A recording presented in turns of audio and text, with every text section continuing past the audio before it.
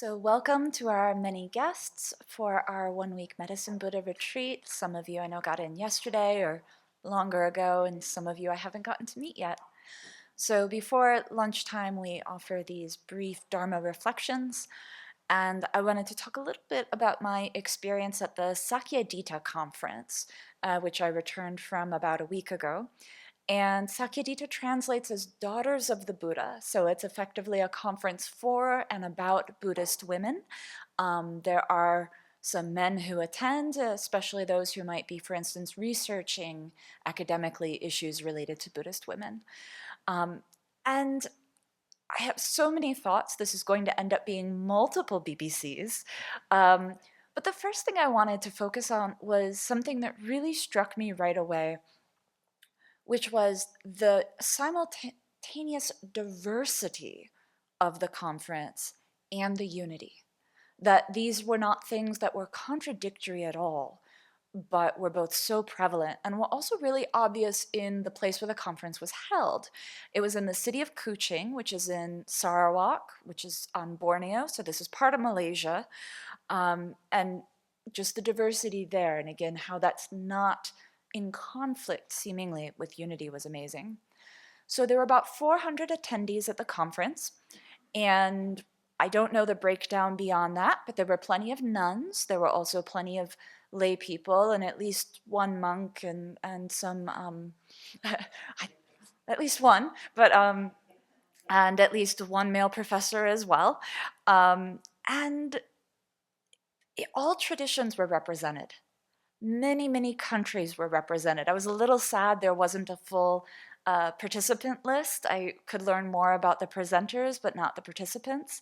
And I was shocked to see so many red robes when we walked in. Being in Malaysia, I was expecting a lot of Chinese Buddhists and Theravadan practitioners, but there were a lot of people from the Tibetan tradition as well. And of those that I spoke with, I think 8 different countries were represented. So, now obviously that includes America and Australia, but there were plenty of Australian Tibetan Buddhist practitioners there, Malaysian, Bhutanese, Nepali, Indian. It was amazing to see this diversity of people wearing the same robes.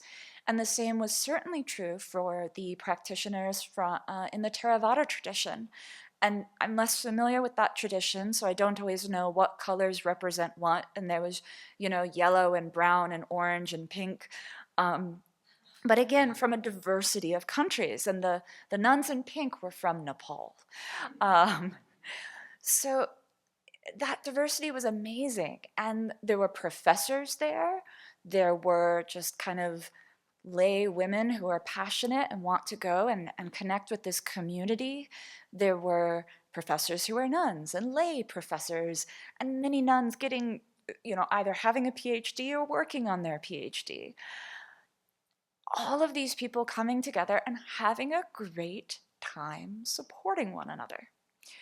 So that was fantastic.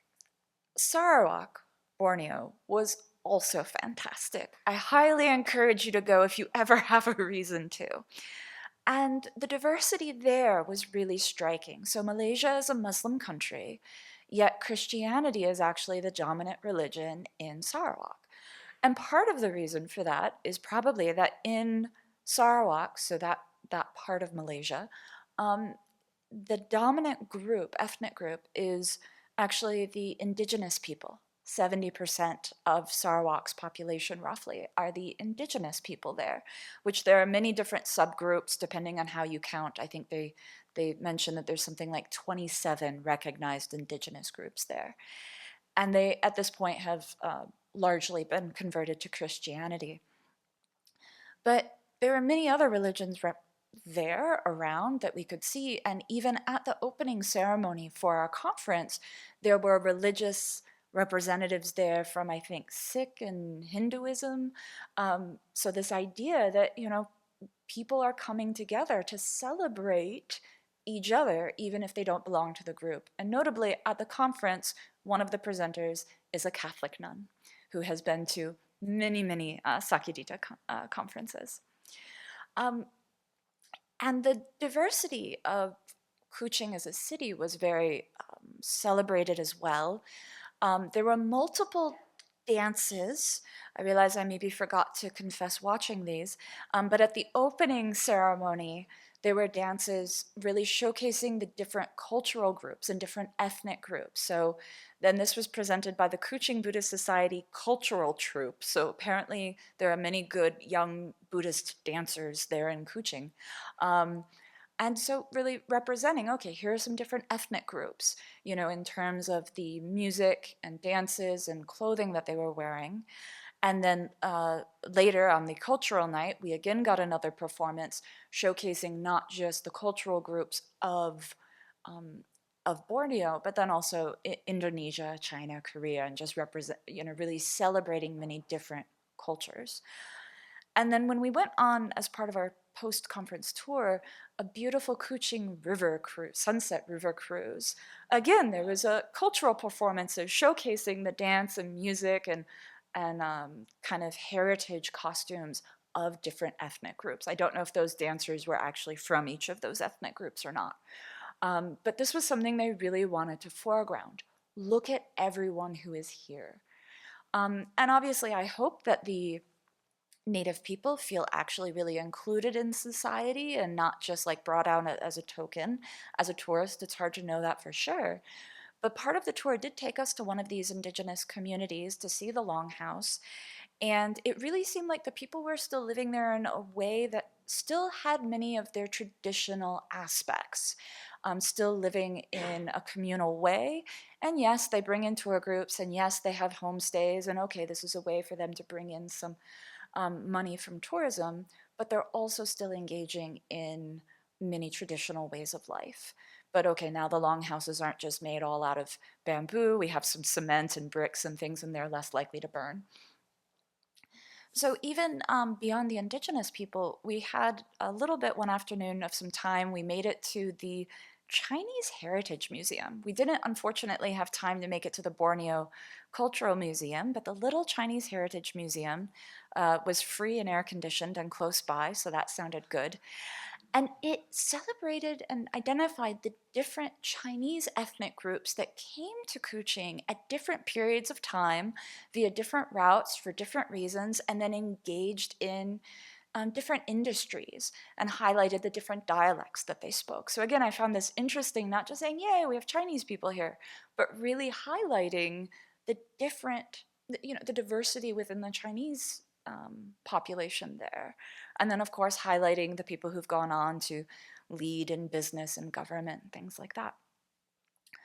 So another aspect of the diversity and unity was where we stayed. So we had requested to stay in Sangha housing rather than in the fancy five-star hotel.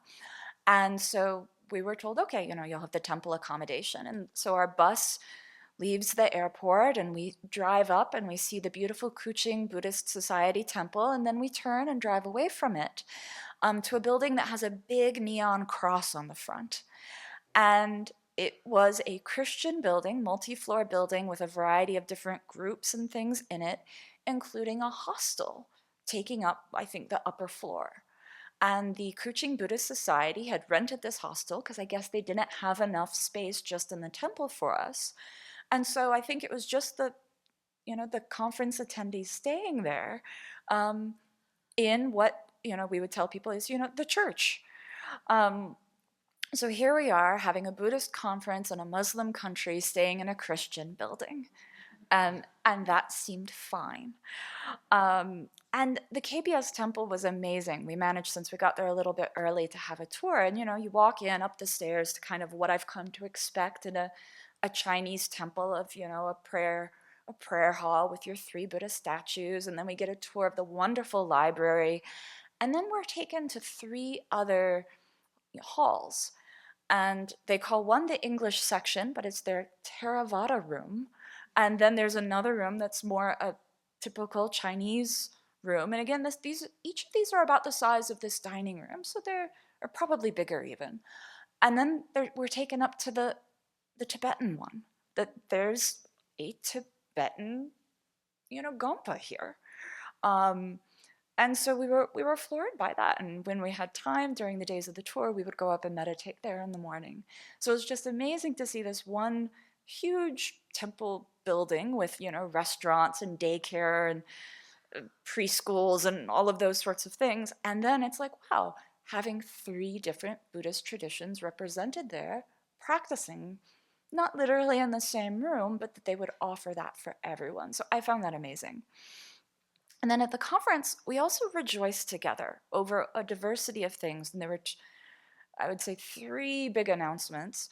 One was that while we were there in Kuching, there was an announcement that the Supreme Court of Sri Lanka had made a ruling that, and we had been hearing about this a little bit in some of the from some of the presentations, that in Sri Lanka there are many, many bhikkhunis, fully ordained nuns, but they don't have the same government recognition as the bhikkhus, the fully ordained monks.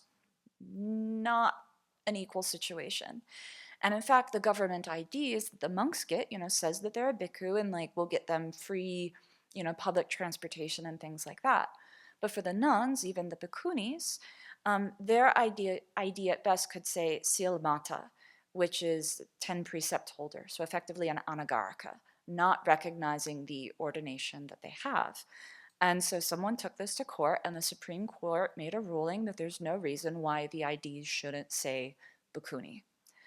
Now, this doesn't necessarily mean that the kind of Sangha religious institution in Sri Lanka will start fully recognize the bhikkhunis, but at least the government now says, okay, yeah, we have no reason to not grant you that title. So this was something we really celebrated. It is definitely a step forwards in Sri Lanka for the bhikkhunis there. And then another announcement that we all celebrated was about the full ordination in Bhutan that will be happening this November. So this will be for nuns in the Tibetan tradition. And one happened a few years ago, but this one is being announced ahead of time. And so more people will be able to go from farther away.